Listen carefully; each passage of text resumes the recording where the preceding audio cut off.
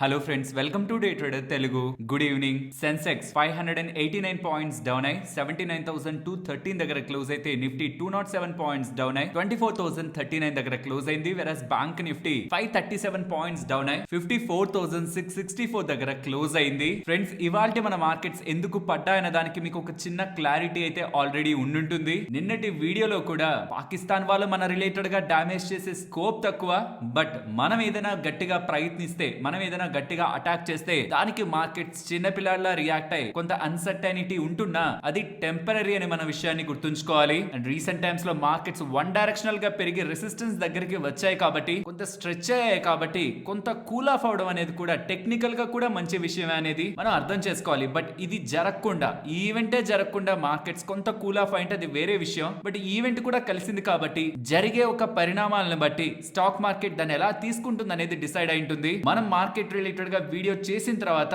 Issue ఇంకా చాలా heat అయితే ఎక్కింది. పర్టికులర్ గా మన నావీ టెస్ట్ మిసైల్స్ కానివ్వండి, అంటే ఎప్పుడు లేనిది స్పీచ్ లో ఎప్పుడు ఇంగ్లీష్ అంత ఈజీగా మాట్లాడిన నరేంద్ర మోడీ గారు జరిగిన అటాక్ రిలేటెడ్ గా గ్లోబల్ కంట్రీస్ అన్నిటికీ తెలిసేలా స్టేట్మెంట్స్ చేస్తూ ఉండడం, మేము వదిలిపెట్టే సమస్య లేదని చెప్తుండడం, రాజ్నాథ్ సింగ్ గారు కానివ్వండి, మోడీ గారు కానివ్వండి, వీళ్ళిద్దరూ కూడా చెప్తున్నది అటాక్ చేసిన వాళ్ళని ఏదో చేస్తామనే కాదు, అటాక్ చేసిన వాళ్ళ వెనకుంటున్న వాళ్ళని కూడా మేము వదిలిపెట్టమంటూ ఉండడం. దానికి ప్యారలల్ గా మన మార్కెట్ ఇవాళ స్ట్రాంగ్ గా డౌన్ సైడ్ కి రియాక్ట్ అవుతూ ఉండడం. నాకు తెలిసి ఎఫ్ఐఎస్ కి ఇండియా వాళ్ళు ఏదో గట్టిగానే ప్లాన్ చేశారు. సాటర్డే సండే ఏదైనా బిగ్ న్యూస్ ఏదైనా అప్డేట్ అవుతాయేమో, ఎందుకు మనకి రిస్క్, ఏవి ఇండియా వాళ్ళు చేస్తారు, పాకిస్తాన్ వాళ్ళు తిరిగి ఏం చేస్తారు, మండే ఓపెన్ అయ్యేసరికి ఎందుకు మనకు ఆ టెన్షన్, మంచి హీట్ లో ఉంది కదా ఎన్విరాన్మెంట్, ఎందుకు మనం రిస్క్ తీసుకోవడం అని సాటర్డే సండేతో ఎందుకు ప్లే చేయడం, ఏదో ఒకటి ఇండియా వాళ్ళు చేసేలా ఉన్నారు. పాకిస్తాన్ రిప్లై ఇస్తే ఈ లోపు ఎలాంటి అన్సర్టనిటీ ఉంటుందని ఇన్వెస్టర్స్ కొంత టైం పాస్ అవుతున్నట్టు, ఇవాళ కొంత బ్యాక్ అవుతున్నట్లయితే అర్థం చేసుకోవచ్చు. ఇదిలా ఉంటే నిన్న పాకిస్తాన్ వాళ్ళు ఇండియా రిలేటెడ్ గా ట్రేడ్ ని సస్పెండ్ చేసుకుంటున్నారని, ఎలా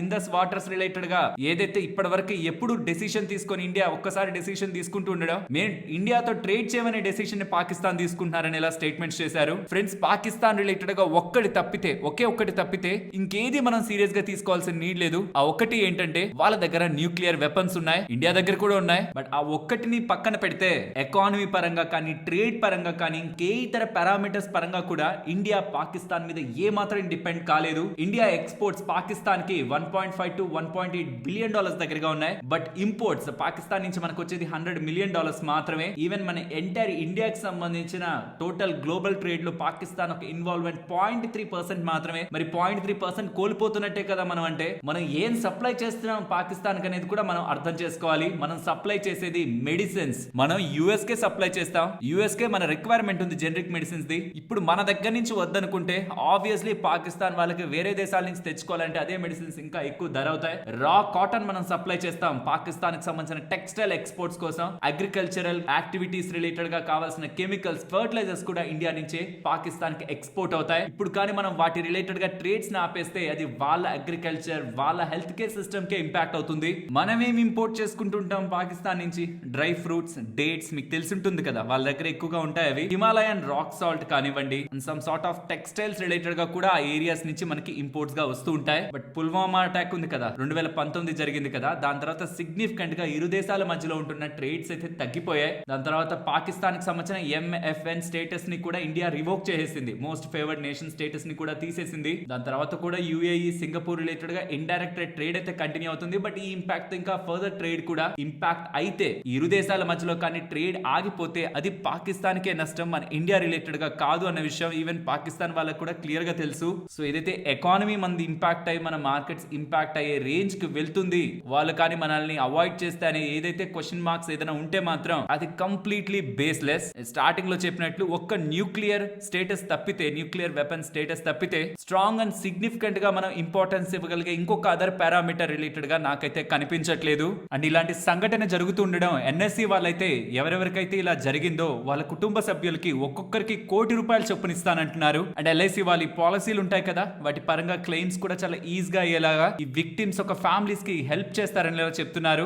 NSE సైడ్ నుంచి ఒక్కొక్కరికి 1 CR దగ్గరగా వెళ్తుంది, మనీ వెళ్తుంది అనడం కూడా, మనుషుల్ని మనం ఎలాగో తిరిగి తీసుకురాలేం, బట్ సహాయం చేస్తుండడం డెఫినెట్లీ మనం NSE ని అప్రిషియేట్ చేయాలి. అండ్ మీకు తెలిసే ఉంటుంది, ఇజ్రాయెల్ రిలేటెడ్ గా ఇలాంటి టైప్ ఆఫ్ దాడులే జరిగినప్పుడు ఇజ్రాయెల్ దీనికి ఎంత హార్ష్ గా రియాక్ట్ అయిందంటే, ఈవెన్ ఇజ్రాయెల్ లో ఉండే ప్రజలే మరి ఎందుకు అంత హార్ష్ గా మనం రియాక్ట్ అవుతున్నాం, ఇది ఆపేయడం మంచిదేమో, చాలా మంది దీని రిలేటెడ్ గా ఇంపాక్ట్ అవుతున్నారు, సామాన్య ప్రజలు ఇంపాక్ట్ అవుతున్నారు, ఆపడం మంచిదని చాలా దేశాలు దీని రిలేటెడ్ గా మాట్లాడినా అక్కడ ఇజ్రాయెల్ వాళ్ళు మాత్రం దాన్ని విననే లేదు. చివరి వరకు వెళ్తాం, మా దేశం మీదకే వస్తారా, మా ప్రజల మీదకే వస్తారా, మేము కామ్ గా ఉంటే మా మీద అటాక్ చేస్తారా అని ఇజ్రాయెల్ ఎలా అయితే రియాక్ట్ అయిందో అది ఎగ్జాంపుల్ గా ప్రపంచ దేశాల ముందు ఉంది కాబట్టి. And rest of the nations కూడా ఇప్పుడు జరిగిన ఈ అటాక్ ని ఏ ఇజ్రాయెల్ అయితే అంతలా అటాక్ చేసిందో ఆ ఇజ్రాయెల్ దగ్గర నుంచి Italy, US, even G20 nations related గా కూడా ఈ జరిగిన దారుణాన్ని మన ఇండియా ఎక్స్ప్లెయిన్ చేసే ప్రయత్నం చేస్తూ ఉంది. సో దట్ మనం ఏదైనా తిరిగి దాడి చేసినప్పుడు మీరు తప్పు చేస్తున్నారని ఇరు దేశాల నుంచి మనకి సజెషన్ లా కూడా లాకుండా వీళ్ళు చేస్తున్నది కరెక్టే, వీళ్ళ రిలేటెడ్ గా ఎటువంటి ఇన్వాల్వ్మెంట్ మనం అవ్వాల్సిన నీడ్ లేదని ఫుల్ సపోర్ట్ మనం ఇప్పుడే కూడగట్టుకుంటే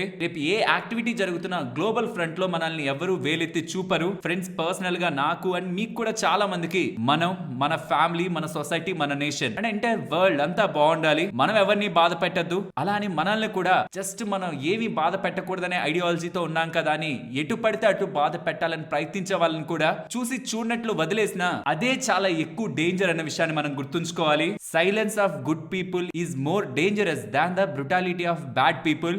మంచి అంటే ఏం చేసినా కామ్ గా ఉండిపోవడం కాదు, తప్పు జరిగినప్పుడు ఖచ్చితంగా నిలబడాలి, ఇంకొకసారి అదే తప్పు చేస్తే ఇలా ఉంటుంది రెస్పాన్స్ అని చెప్పాలి. అలాగే ఇలాంటి తప్పులు రిపీట్ కాకుండా సెక్యూరిటీ రిలేటెడ్ గా కూడా మనం స్ట్రాంగ్ మెజర్స్ ని ఇండియా సైడ్ నుంచి తీసుకోవాలి. బికాస్ ఇండియా గ్లోబల్ గా టాప్ గ్రోయింగ్ నేషన్స్ లిస్ట్ లో ఉంది with the highest growth in GDP. Already strong గా గ్రో అవుతుంది అండ్ నెక్స్ట్ ఇంకొన్ని ఇయర్స్ లో మన పై ఉంటున్న జపాన్, కాలిఫోర్నియా, జర్మనీ రిలేటెడ్ గా కూడా మనం దాటి ముందుకు వెళ్ళగలిగే power present Indian economy related గా ఎమర్జింగ్ మార్కెట్ ప్రెసెంట్ కండిషన్ లో అయితే ఉంది. అండ్ ఈ టైంలో మనం ఫోకస్ ఎక్కువగా చేయాల్సింది గ్రోత్ రిలేటెడ్ గా, ఇన్ఫ్రాస్ట్రక్చర్ రిలేటెడ్ గా, ఉపాధి పరంగా, వీటితో పాటు మన డిఫెన్స్ సిస్టమ్ ని, బికాస్ మన పక్కనే ఉంటున్న దేశాలు మనల్ని డిస్టర్బ్ చేయడానికి కూడా ఇలా ప్రయత్నిస్తుంటాయి కాబట్టి మన డిఫెన్స్ సిస్టమ్స్ ని కూడా స్ట్రాంగ్ గా పెట్టుకొని ఏదైతే గ్రోత్ రేస్ ఉందో దాంట్లో ఇండియా స్ట్రాంగ్ గా ముందుకు వెళ్ళగలుగుతూ ఉంటే ఆటోమేటిక్ గా కంపెనీస్ గ్రో అవుతాయి. కంపెనీస్ గ్రో అవుతున్నప్పుడు ఆ ఇండెక్స్ ఏవైతే మీరు చూస్తున్న ఇండెక్స్ లని ఇవాళ పడ్డాయో అవి కూడా గ్రో అవుతాయి. కాబట్టి ఇండియన్ గ్రోత్ రిలేటెడ్ గా ఏ క్వశ్చన్ మార్క్ లేదు. ఈవెన్ ఫారెన్ ఫండ్ ఫ్లోస్ కూడా ఎప్పుడూ లేనంత స్ట్రాంగ్ గా రీసెంట్ టైమ్స్ లో అయితే ఉన్నాయి. ఐ డోంట్ నో ఇవాళ ఏమైనా నెగిటివ్ గా ఉంటుందా, చెప్పాను కదా సాటర్డే సండే ఎందుకు రిస్క్ తీసుకోవడం, ఏదైనా బిగ్ అటాక్ ఉండి అన్సర్టనిటీ ఉంటే మనం హ్యాండిల్ చేయలేం కదా అని. FIS ఏమైనా బ్యాక్ అయ్యారా ఇవాళ ఏమైనా అనిపిస్తుంది. ఇవాళ యాక్టివిటీ రెడ్ లో ఉంటే కొంత నెగ్లెక్ట్ చేయండి, మండే డిసైడ్ అవుదాం. బట్ ఇండియన్ గ్రోత్ స్టోరీ అలానే ఉంది. ఆల్మోస్ట్ 6 to 6.5% జీడిపి గ్రోత్ ఉంటుందనేలా IMF వాళ్ళు కానీ, వరల్డ్ బ్యాంక్ కానీ, మన ఇండియన్ గవర్నమెంట్ సైడ్ నుంచి, RBI సైడ్ నుంచి కూడా నెక్స్ట్ కమింగ్ టైమ్స్ రిలేటెడ్ గా డేటా ఉంది. And rest of the countries related గా మీకు అలాంటి స్ట్రాంగ్ ప్రొజెక్షన్స్ ఏం కనిపించవు. సో గ్రోత్ ఉంది అండ్ అది అర్థం చేసుకునే FIS రిలేటెడ్ గా ఫండ్ ఫ్లో పిక్చర్ కూడా స్ట్రాంగ్ గా ఉంది. అంటే రీసెంట్ టైమ్స్ లో మీరు నెంబర్స్ కూడా చూసే ఉంటారు, మెజారిటీ ఆఫ్ బ్యాంక్స్ ఎలా ఉన్నాయని, మిగిలిన FMCG, మిగిలిన rest of the other companies related గా ఎలా ఉందని. అవి ఫర్దర్ గా అలా కంటిన్యూ కావడానికి ఆ కంట్రీ యొక్క గ్రోత్ కూడా ఇంపార్టెంట్ కాబట్టి, బికాస్ గ్రోత్ బాగుందంటే ఆ కంట్రీది ఖచ్చితంగా ఆ కంట్రీలో ఉన్న కంపెనీస్ కానీ, banking and either sectors related గా కూడా గ్రోత్ ఉంటుంది. కాబట్టి ఈ ఫ్యాక్టర్స్ అన్నిటితో కూడా ఇండియా రిలేటెడ్ గా ఉంటున్న మన ఇన్వెస్ట్మెంట్ రిలేటెడ్ గా మన లాంగ్ టర్మ్ రిలేటెడ్ గా అయితే థింక్ చేయాల్సిన నీడ్ లేదు టెంపరీగా ఇలాంటి ఈవెంట్స్ జరుగుతున్నప్పుడు. బట్ నేను గతంలో కూడా చెప్పాను, మనం ప్రిపేర్డ్ గా ఉండాలి. దేనికి ప్రిపేర్డ్ గా ఉండాలి? ఇండియా ఏదైనా బిగ్ వేలో ప్లాన్ చేసింది అనుకోండి, మార్కెట్స్ పడినా డెఫినెట్లీ మనం మంచి వేలోనే చూడాలి. అండ్ మార్కెట్స్ దేన్ని సీరియస్ గా తీసుకో, దీనికి మించిన అటాక్స్ జరిగే గతంలో మనం చేయడం కానీ, మన మీద జరగడం కానీ, ఏం జరుగుతున్నా markets over the time move on అయిపోతాయి. బట్ ఇక్కడ ప్రాబ్లం అంతా గ్లోబల్ స్లో డౌన్.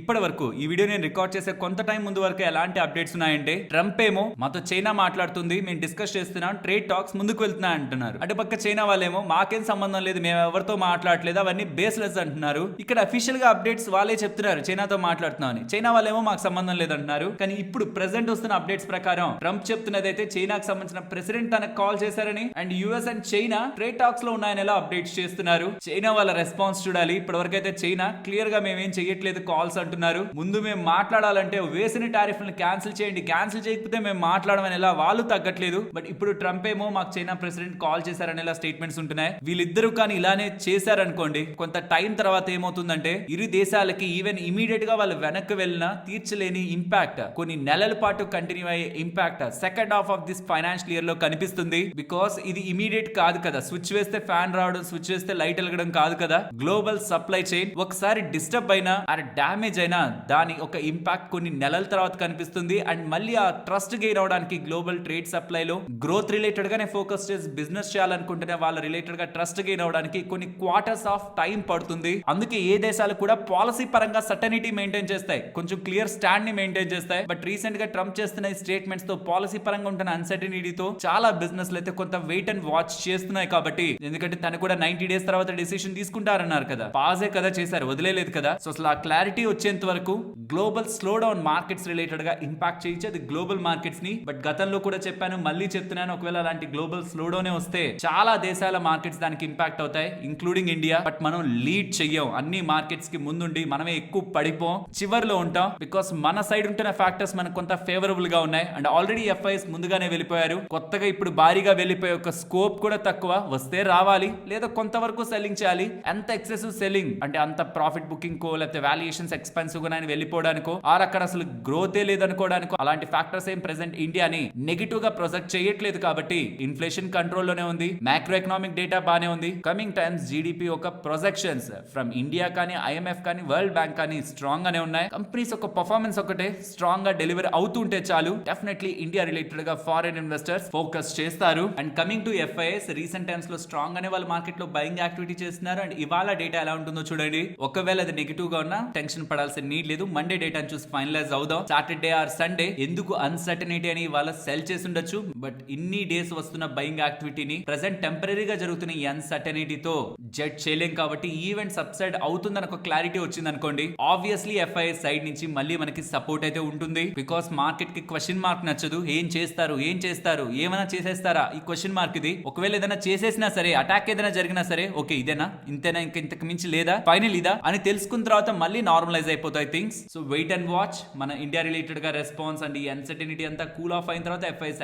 యాక్టివిటీని మెజర్ చేయడం రైట్ థింగ్ అయితే అవుతుంది. అండ్ ఇంకొక ఇంట్రెస్టింగ్ బిహేవియర్ కూడా, క్లయింట్స్ మనకి అక్టోబర్ 2024 అనుకుంటాను అప్పుడే వాళ్ళు నెట్ షార్ట్స్ ని మెయింటైన్ చేశారు. అక్టోబర్ 2024 దాని తర్వాత ఎప్పుడు నెట్ షార్ట్స్ వాళ్ళ దగ్గర నుంచి లేవు. కానీ దాని తర్వాత for the first time in 2025 even 2024 October తర్వాత ఇప్పుడే ఫస్ట్ టైం మళ్ళీ నెట్ షార్ట్స్ క్లయింట్స్ దగ్గర నుంచి కనిపిస్తున్నాయి సిస్టమ్ లో. అండ్ ఎఫ్ఐఎస్ కి సంబంధించిన షార్ట్ పొజిషన్స్ అయితే తగ్గాయి. నెట్ షార్ట్స్ ప్రెసెంట్ 59% ఉన్నాయి. బట్ క్లయింట్స్ కి సంబంధించి 54% నెట్ షార్ట్స్ అయితే మెయింటైన్ అవుతున్నాయి. అండ్ ఓవరాల్ మార్కెట్ రిలేటెడ్ గా రీసెంట్ టైమ్స్ లో ఇంత స్ట్రాంగ్ గా మూవ్ అయింది. అండ్ ప్రెసెంట్ ఒక అన్సర్టనిటీ నేషన్ లెవెల్లో ఉంది. కాబట్టి ఏం చేస్తుంది ఇండియా ముందుకు వెళ్ళని, ఈక్విటీ మార్కెట్స్ లో కొంత వోలటిలిటీ ఉండదు సహజం. ఇది నిన్నటి వీడియోలో కూడా డిస్కస్ చేశాను. బట్ ఇది టెంపరీగా ఉండే ఎలిమెంట్ మాత్రమే, మార్కెట్ ఒక మొత్తం డైరెక్షన్ ని డిసైడ్ చేసే ఎలిమెంట్ కాదు. దీనికి లాంగ్ టర్మ్ లో ఇన్వెస్ట్మెంట్ చేద్దాం అనుకోని ఎవరైతే ప్రాసెస్ లో ఉంటారో వాళ్ళు అసలు థింక్ కూడా చేయాల్సిన నీడ్ లేదు. ఫ్రెండ్స్, ఇలా మార్కెట్ లో ఉంటున్న ఎంటైర్ డేటాను అనాలిసిస్ చేస్తూ కంటెంట్ ఇలా మీ ముందుకు తీసుకురావడానికి మేము పెడుతున్న ఎఫర్ట్స్ మీకు వాల్యుబుల్ గా అనిపిస్తూ ఉంటే మన వీడియోని తప్పకుండా లైక్ చేయండి. ఫస్ట్ వారే ఎనర్జీస్ గురించి మాట్లాడుకోవాలి. వాళ్ళ స్టాక్ ఫాల్ అయింది కదా, దీనికి ప్రధానమైన కారణం వీళ్ళు వాళ్ళకి సంబంధించిన కంపెనీ వారే రెన్యూబుల్స్ టెక్నాలజీస్ రిలేటెడ్ గా వాటా 74% దగ్గరగా హోల్డ్ చేస్తుంటారు కదా. మీరు జస్ట్ ప్రమోటర్స్ దగ్గరకు వస్తే వారే ఎనర్జీస్ దగ్గర 74% దగ్గరగా వాటా ఉంటుంది. వీళ్ళ నెంబర్స్ పోస్ట్ అయ్యాయి, వీళ్ళ అండర్ లో ఉంటున్న కంపెనీ యొక్క నెంబర్స్. దీని తర్వాత స్టాక్ రిలేటెడ్ గా కూడా హార్ష్ రియాక్షన్ కనిపిస్తూ ఉండడం ఇదొక రీజన్ ఈ కంపెనీ పేరెంట్ కంపెనీ రిలేటెడ్ గా ఇంపాక్ట్ ఉండడానికి. అండ్ రెండోది, నేను మీకు రీసెంట్ టైమ్స్ లో వీడియోలోను అండ్ ఈవెన్ వాట్సాప్ గ్రూప్ లో కూడా షేర్ చేస్తూ లాక్ ఇన్ కంప్లీట్ అవుతున్న పాయింట్ లో ఆ పర్టికులర్ స్టాక్స్ రిలేటెడ్ గా వోలటిలిటీ ఉండే అవకాశం ఉంటుంది అన్నప్పుడు కూడా మీరు గమనించారంటే 25th ఏప్రిల్ దగ్గర వారే ఎనర్జీస్ రిలేటెడ్ గా lock in 6 months lock in అయితే కంప్లీట్ అవుతుంది. దీంతో పెద్ద మొత్తంలో షేర్లు బయటకు వస్తుండడం, గతంలో ఎవరైతే ఇన్వెస్టర్స్ ఉన్నారో వాళ్ళకి ఒకవేళ ప్రాఫిట్ బుక్ చేసుకుందాం, వేరొక వాటిలోకి మోదాం, ఈ స్టాక్ లోంచి ఎగ్జిట్ అవుదాం అనే ఆలోచన ఉంటే ఇవాళ సెల్ చేయగలిగే ఒక స్కోప్ వాళ్ళకు ఉంటుంది. కాబట్టి ఇవాళ స్టాక్ లో మనకి ఫాల్ అయితే కనిపించింది. ఇదనే కాదు, నెక్స్ట్ 30 days రిలేటెడ్ గా మీకు ఏ డేట్స్ లో ఏ కంపెనీస్ రిలేటెడ్ ఉన్న ఐపీఓస్ ఒక లాక్ ఇన్స్ కంప్లీట్ అవుతాయి అనేది కూడా ఈ ఇమేజ్ లో మీరు గమనించొచ్చు. ఈ ఇమేజ్ మీకు వాట్సాప్ లో ఉంటుందా, జస్ట్ మీరు ఇక్కడ స్క్రీన్ షాట్ తీసుకున్నా సరిపోతుంది. ఆ ఇమేజ్ తో పాటు గ్రూప్ లో ఉన్న ఇతర ఇంపార్టెంట్ డేటాని కూడా మీరు యాక్సెస్ చేయడానికి డిస్క్రిప్షన్ కామెంట్ సెక్షన్ లో ఉంటున్న లింక్ ద్వారా వెళ్ళి జాయిన్ అవ్వచ్చు. ఆ జస్ట్ వాట్సాప్ లోకి వచ్చి ఇక్కడ ఉన్న ఈ అప్డేట్స్ ని క్లిక్ చేసి ఛానల్స్ పక్కనే ఎక్స్ప్లోర్ అని ఉంటుంది, దీన్ని క్లిక్ చేసి డే ట్రేడర్ అని మీరు టైప్ చేసిన 1,73,000 మన వాళ్ళు ఉంటున్న గ్రూప్ ఉంటుంది. అక్కడికి వెళ్ళి కూడా ఇమేజ్ ని మీరు యాక్సెస్ చేయొచ్చు. Next, Lloyd engineering rights issue related గా మాట్లాడుకోవాలి. అప్రాక్సిమేట్లీ 987 కోట్లకు సంబంధించిన రైట్స్ ఇష్యూ. ఒకవేళ మీ దగ్గర ఈ షేర్ ఉంటుంటే మాత్రం సుమారుగా 71 రూపాయల దగ్గరగా ఈ షేర్ ఉంటుంది. ఒకవేళ ఉంటుంటే మాత్రం మీకు ఖచ్చితంగా ఉంటే ఈ రైట్స్ ఇష్యూలో పార్టిసిపేట్ అయినా చేయాలి, ఆర్ మీకు వస్తున్న ఆర్ఈ షేర్స్ ని మార్కెట్ లో అయినా అమ్మేసేయాలి. వీళ్ళు ఏం చెప్తున్నారంటే 71 రూపాయలు ఉంది కదా షేర్, ఇది ఈ షేర్ హోల్డర్స్ కి ఎవరెవరి దగ్గర అయితే 34 షేర్స్ ఉంటాయో వాళ్ళకి 9 రైట్ షేర్స్ ని కొనుక్కునేందుకు ఎలిజిబిలిటీ ఇస్తున్నారని, అది కూడా 32 రూపాయల్లో. సో 71 రూపాయల షేర్ ని 32 రూపాయల్లో కొనుక్కోవచ్చు. అది కూడా 16 రూపాయలు పర్ షేర్ ముందుగా కట్టి మిగిలింది 2026 మార్చ్ 31కి ముందు ఆ లోపు కడితే సరిపోతుందని. ఈ రైట్స్ ఇష్యూ మే 15వ తేదీ ఓపెన్ అయి మే 30వ తేదీ క్లోజ్ అవుతుందని ఎవరెవరైతే షేర్ హోల్డర్స్ ఉన్నారో వాళ్ళందరూ కూడా రైట్స్ ఇష్యూలో పాల్గొనొచ్చు అనేలా వీళ్ళు ఎక్స్చేంజెస్ కి చెప్తున్నారు. ఫ్రెండ్స్, ఇలాంటి దగ్గర ఏమవుతుందంటే రీటైల్ ఇన్వెస్టర్స్ కి పెద్దగా అవగాహన ఉండదు కాబట్టి వాళ్ళు ఇవి నెగ్లెక్ట్ చేస్తారు. ఎండ్ ఆఫ్ ద డే లో ప్రమోటర్స్ కొనేసుకుంటారు. ఈవెన్ ఉండాల్సిన దానికంటే ఎక్కువ షేర్స్ ని కూడా రైట్స్ లో అప్లై చేసి లాభాలని పొందేస్తూ ఉంటారు. కాబట్టి ఎవరెవరైతే ఈ షేర్స్ ని హోల్డ్ చేస్తున్నారో ₹32 ఖచ్చితంగా ఈ రైట్ షేర్స్ ని అప్లై చేయడానికి ముందుకు వెళ్ళండి. ₹16 కడితే సరిపోతుంది, మిగిలిన ₹16 మళ్ళీ కట్టొచ్చు.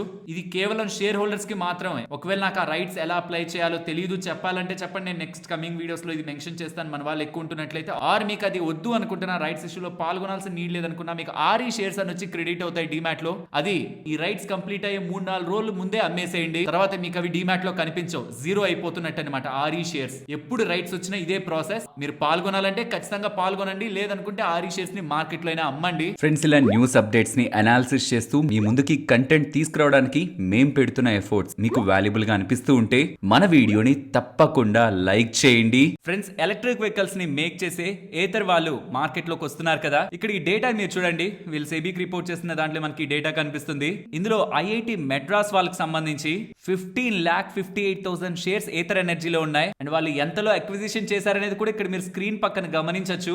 నియర్లీ ఇప్పుడు ఈ ఐపీఓ ₹321 లో వస్తుంది కాబట్టి సుమారుగా వీళ్ళు 170 టైమ్స్ 170 రెట్లు వాళ్ళ ఇన్వెస్ట్మెంట్ రిలేటెడ్ గా రిటర్న్స్ ని పొందుతున్నట్టు in the span of 11 years లో 170 టైమ్స్. అది నేను బేస్ కేస్ లో చెప్పాను. ఈవెన్ ₹1 అంతకంటే తక్కువగా కూడా వీళ్ళు ఈ షేర్ ని కొనుండొచ్చు. కాబట్టి ఇన్ ద ఇనిషియల్ స్టేజెస్ వీళ్ళ రిలేటెడ్ గా టెక్నాలజీ పరంగా సపోర్ట్ చేయడానికి కూడా వాళ్ళు చాలా లోయర్ లోనే వీళ్ళకి షేర్స్ ని ఆఫర్ చేస్తుండొచ్చు. కాబట్టి 300 టైమ్స్ అబౌవ్ కూడా వీళ్ళకి రిటర్న్ అయితే కనిపిస్తుంది. 15,58,000 షేర్స్. ఇది కదా రియల్ స్టార్ట్అప్ లో ఇన్వెస్ట్మెంట్ అంటే. స్టార్టింగ్ ఐఐటి మెడ్రాస్ ఒక ఇంక్యుబేషన్ సెల్ ఐఐటి ఎంఐసి వాళ్ళు స్టార్ట్అప్స్ రిలేటెడ్ గా టెక్నాలజీ పరంగా సపోర్ట్ చేస్తూ వీళ్ళ దాంట్లో ఆల్మోస్ట్ 80% సక్సెస్ రేట్ దగ్గరగా ఉంది. ఇది ఆల్మోస్ట్ ఒక 400 కోట్ల అప్పుతో స్టార్ట్ చేశారనమాట ఈ ఇంక్యుబేషన్ సెంటర్ ఐఐటి మెడ్రాస్ వాళ్ళు. దాని తర్వాత అసలు ప్లస్ వడ్డీ కలిపేసి 600 కోట్లు తిరిగి ఇచ్చేశారు. అంటే వాళ్ళు ఏదైతే అప్పుతో స్టార్ట్ చేశారో దాని వడ్డీతో కలిపి ఇచ్చేసి అక్కడి నుంచి బూట్ స్ట్రాప్ తో స్ట్రాంగ్ గా ఈ కంపెనీస్ లో ఇన్వెస్ట్మెంట్స్ చేసుకుంటూ వాటి రిటర్న్స్ తో స్ట్రాంగ్ గా ఈ ఐఐటి మెడ్రాస్ సంబంధించిన ఇంక్యుబేషన్ సెల్ అయితే గ్రో అవుతుంది. ఇది ప్రతి ఒక్క యూనివర్సిటీ అండ్ ప్రతి ఒక్క స్టేట్ కూడా ఈవెన్ గవర్నమెంట్స్ కూడా ఇలా ఇన్వెస్ట్మెంట్ చేసి గ్రో అవుతున్నాయి అనుకోండి. ఈజీగా ఫండింగ్ వస్తుంది కదా, ఎంతసేపటికి ట్యాక్సుల మీదే కాకుండా ఇలా వెల్త్ క్రియేట్ చేసుకొని స్టేట్స్ కానివ్వండి, యూనివర్సిటీస్ కానివ్వండి, గవర్నమెంట్స్ కూడా స్ట్రాంగ్ గా ఎర్న్ చేయొచ్చు by building the strong eco system. Companies కి మంచిదే, రెవెన్యూ క్రియేషన్ పరంగా కూడా మంచి సోర్స్ ఆఫ్ ఇన్కమ్ గా ఉంటుంది. నెక్స్ట్ లారస్ ల్యాబ్స్ ని కానీ మీరు హోల్డ్ చేస్తూ ఉంటే మేనేజ్మెంట్ చేస్తున్న స్ట్రాంగ్ కామెంటరీని కూడా మీరు గమనించాలి. FY26 లో CDMO బిజినెస్ ఫర్దర్ గా గ్రో అవుతుందని, FY26 లో మార్జిన్స్ ఇంకా బెటర్ గా ఉంటాయని, మార్జిన్స్ ని పెంచుకోవడమే వీళ్ళు ప్రధానమైన ఫోకస్ లో పెట్టుకుంటున్నారని, లాస్ట్ 3 years నుంచి CDMO బిజినెస్ లో ఇన్వెస్ట్మెంట్ చేయడం కారణంగా ఫర్దర్ కమింగ్ టైమ్స్ లో ఉంటున్న ఆపర్చునిటీస్ ని CDMO లో వీళ్ళు క్యాటర్ చేయగలరని, వీళ్ళు ఫోకస్ ఎక్కువగా CDMO లో పెడుతూ కీ మాలిక్యూల్స్ ని స్ట్రెంథన్ చేసుకోబోతున్నారనేలా స్టేట్మెంట్స్ సత్యనారాయణ చావా గారి దగ్గర నుంచి కనిపిస్తూ ఉన్నాయి. ఫ్రెండ్స్, ఇవాళ చాలా ప్లాట్ఫామ్స్ లో మన ఇండియన్ ఈవీ మేకర్స్ రిలేటెడ్ గా చాలా ఛాలెంజెస్ రాబోతున్నాయి. బికాస్ చైనా వాళ్ళు రేర్ ఎర్త్ మ్యాగ్నెట్స్ ని సప్లై చేయడానికి ఇండియన్ మ్యానుఫ్యాక్చరర్స్ కే కాదు చాలా మ్యానుఫ్యాక్చరర్స్ కి సప్లై చేయడానికి ఎండ్ యూజర్ సర్టిఫికేషన్ ని అడుగుతున్నారని. ఈ ఎండ్ యూజర్ సర్టిఫికేషన్ అనేది అంత ఈజీ కాదు. మన దగ్గర నుంచి మన మినిస్ట్రీ ఆఫ్ ఎక్స్టర్నల్ అఫైర్స్ దగ్గర నుంచి సైన్ ఉండాలి, చైనీస్ ఎంబసీ దగ్గర నుంచి కూడా సైన్ ఉండాలి. ఏమని సైన్ ఉండాలి అంటే ఏంటి ఆ ఎండ్ యూజర్ సర్టిఫికేషన్? ఏదైతే వీళ్ళు సప్లై చేస్తున్నారో రేర్ ఎర్త్ మ్యాగ్నెట్స్ అది కేవలం ఎలక్ట్రిక్ వెహికల్స్ ని యూజ్ చేస్తున్నారు, అంతేకాని వెపన్స్ లో వాడట్లేదు, యుద్ధ సామాగ్రిలో వాడట్లేదు అనేలా సర్టిఫికేషన్ అనమాట. కేవలం వెహికల్స్ లోనే వాడుతున్నారనేలా సర్టిఫికేషన్ ఉండాలని, అది లేకపోతే మాత్రం సప్లై చేయరనేలా, ఏప్రిల్ 4వ తేదీ నుంచే ఈ సప్లై జరగట్లేదనేలా, దీనికోసం ఇండియన్ ఈవీ మేకర్స్ గవర్నమెంట్ ని కాంటాక్ట్ అయ్యారు, అసిస్టెన్స్ కోసం వెళ్లారనేలా డేటా అయితే కనిపిస్తుంది. దీని కారణంగా టెంపరీగా ఈవీ స్టాక్స్ లో కొంత ఇంపాక్ట్ ఉండొచ్చు, ఆర్ బిజినెస్ లో ఇంపాక్ట్ ఉండొచ్చు అనేలా మల్టిపుల్ ఫైనాన్షియల్ ప్లాట్ఫామ్స్ లో వస్తున్న ఈ డేటా కూడా ప్రాబబ్లీ ఇవాళ కొన్ని ఈవీ స్టాక్స్ లైక్ మీరు చూడండి M&M రిలేటెడ్ గా కానీ, ఈవెన్ టాటా మోటార్స్ రిలేటెడ్ గా, సోనా BLW రిలేటెడ్ గా ఇలా ఈవీ కంపెనీస్ పరంగా ఇంపాక్ట్ ఉంటుందనేలా మల్టిపుల్ ప్లాట్ఫామ్స్ లో ఈ నేమ్స్ తో మనకి డేటా అయితే కనిపిస్తుంది. ఈ రేర్ ఎర్త్ మ్యాగ్నెట్స్ అనేటివి ఎలక్ట్రిక్ వెహికల్స్ రిలేటెడ్ గా ట్రాక్షన్ మోటార్స్ ఉంటాయి కదా, and not just traction motors other parts లో కూడా ఈ రేర్ ఎర్త్ మ్యాగ్నెట్స్ యూజ్ అవుతాయనేలా డేటా అయితే కనిపిస్తుంది. బట్ ఓన్లీ ఎలక్ట్రిక్ వెహికల్స్ లోనే వాడడానికి ఈ రేర్ ఎర్త్ మ్యాగ్నెట్స్ వాడడానికి ఏ కంపెనీ అయినా సోర్సింగ్ తెచ్చుకుంటూ ఉంటే చైనా దగ్గర నుంచి ఈ ఎండ్ యూజర్ సర్టిఫికేషన్ రిలేటెడ్ గా ఎక్స్టర్నల్ అఫైర్స్ వాళ్ళ చైనా ఎంబసీ వాళ్ళు కూడా కాస్ట్ జెన్యూన్ గా ఎలక్ట్రిక్ వెహికల్స్ రిలేటెడ్ గానే ఉంటే ఇదేం లాంగ్ టర్మ్ హర్డిల్ కాదు, టెంపరీ ఇష్యూ మాత్రమే అన్న విషయాన్ని ఇన్వెస్టర్స్ గుర్తుంచుకోవాలి. నెక్స్ట్ SBI కార్డ్స్ గురించి మాట్లాడుకోవాలి. వీళ్ళ రిలేటెడ్ గా ఉన్న డేటా మీకు ఇక్కడ స్క్రీన్ మీద పెడుతున్నాను. Revenue from operations last few quarters నుంచి ఎలా ట్రెండ్ అవుతుంది, interest cost, operating cost, credit cost, profit profit ఎలా quarter and year on year లో మారుతుందన్న మొత్తం డేటా మీకు ఇక్కడ స్క్రీన్ మీద ఉంటుంది. పెద్దగా మీకేం గ్రోత్ మీకు కనిపించదు, ఇయర్ ఆన్ ఇయర్ కంపారిజన్ లో డిక్లైన్ కనిపిస్తుంది. నాట్ ఫ్రమ్ రెవెన్యూ, మార్జిన్స్ లో కానీ ప్రాఫిటబిలిటీలో కానీ, బట్ రెస్ట్ అంతా కూడా గతంలో ఎలా అయితే డెలివర్ చేస్తూ వచ్చారో అలానే డెలివర్ చేశారు. అసెట్ క్వాలిటీ స్టేబుల్ గానే ఉన్నా రివాల్వర్ రేట్ పెద్దగా ఇంప్రూవ్ అవ్వకపోతుండడం, నియర్లీ 24% దగ్గరగా ఉంటుండడం, రెస్ట్ ఆఫ్ ద మెట్రిక్స్ కూడా స్ట్రాంగ్ గ్రోత్ ని డెలివర్ చేయలేకపోతుండడం ఎస్బీఐ కార్డ్స్ పరంగా మనం అండర్లైన్ చేసి చూడాల్సిన విషయాలు. Overall SBI card numbers too much disappoint చేస్తూ వర్స్ట్ గా లేవు, బట్ గతంలో ఎలా అయితే వాళ్ళు వీక్ పర్ఫార్మెన్స్ ని డెలివర్ చేస్తున్నారో అలానే ఈసారి కూడా వీక్ గానే పర్ఫార్మెన్స్ ని డెలివర్ చేశారు. నెక్స్ట్ ఎల్టీటీఎస్ గురించి మాట్లాడుకోవాలి. ఎల్ఎన్టీ టెక్నాలజీ సర్వీసెస్ రెవెన్యూ చూస్తే మీకు క్వార్టర్ కంపారిజన్ 12.4% దగ్గరగా గ్రో అయింది. ఇయర్ ఆన్ ఇయర్ లో కూడా 17.2% గ్రో అయింది అనిపిస్తుంది. బట్ మార్జిన్స్ వీక్ ఉండడం కారణంగా ప్రాఫిటబిలిటీ క్వార్టర్ లో 3%, ఇయర్ ఆన్ ఇయర్ లో 9.2% దగ్గరగా డ్రాప్ అయింది. Strong revenues, week margins, profitability down అయింది. యాక్చువల్లీ వీళ్ళకి ఒక అక్విజిషన్ ఉంది ఇంటెల్ స్విఫ్ట్ రిలేటెడ్ గా, అది టాప్ లైన్ ని పెంచింది. మనం దాని బయటికి తీసి చూసామంటే ఓవరాల్ నెంబర్స్ కూడా ఎక్స్పెక్టేషన్స్ కి ప్రెసెంట్ ఉంటున్న ఈ కంపెనీ ట్రేడ్ అవుతున్న వాల్యుయేషన్స్ కంటే బిలో ఉంటున్నట్టే. అదంతా నెగిటివ్, స్టాక్ ప్రైస్ లో ఆల్రెడీ రిఫ్లెక్ట్ అయింది. పాజిటివ్స్ ఏమైనా ఉన్నాయంటే డీల్ విన్స్ హైయెస్ట్ ఎవర్, ఇప్పటి వరకు వాళ్ళు గెలుచుకోలేంత స్ట్రాంగ్ డీల్ విన్స్ గెలుచుకున్నారు. అండ్ మార్జిన్స్ ఒక గైడెన్స్ కూడా 16% దగ్గరగా మెయింటైన్ చేయగలుగుతుండడం ఎల్టీటీఎస్ రిలేటెడ్ గా పాజిటివ్ గా చూడొచ్చు. ఎల్టీటీఎస్ వాళ్ళు డివిడెండ్ 38 రూపీస్ పర్ షేర్ ప్రకటించారు. నెక్స్ట్ ఎంఫసిస్ గురించి మాట్లాడుకోవాలి. స్టాక్ పెద్ద పెరగలేదు కానీ సాలిడ్ నెంబర్స్ ఇవి. అంటే నెంబర్స్ ఒకటి బాగుండడం కాదు, గైడెన్స్ రిలేటెడ్ గా మార్జిన్స్ పరంగా కూడా స్ట్రాంగ్ గైడెన్స్ ఇస్తున్నారు. అండ్ ఇండస్ట్రీలో ఏదైతే గ్రోత్ ఉంటుందో దాన్ని లీడ్ చేస్తారంటున్నారు. ఇండస్ట్రీ గ్రోత్ కంటే హైయర్ గా గ్రో అవుతారంటున్నారు. ఓవరాల్ ఎంఫసిస్ నెంబర్స్ బాగున్నాయి. Coming to numbers, revenues quarter basis 4% దగ్గరగా పెరిగింది. మార్జిన్స్ స్టేబుల్ ఉన్నాయి. దీంతో నెట్ ప్రాఫిట్ కూడా ఆల్మోస్ట్ క్వార్టర్ బేసిస్ లో 4% దగ్గరగా ఇంప్రూవ్ అయింది.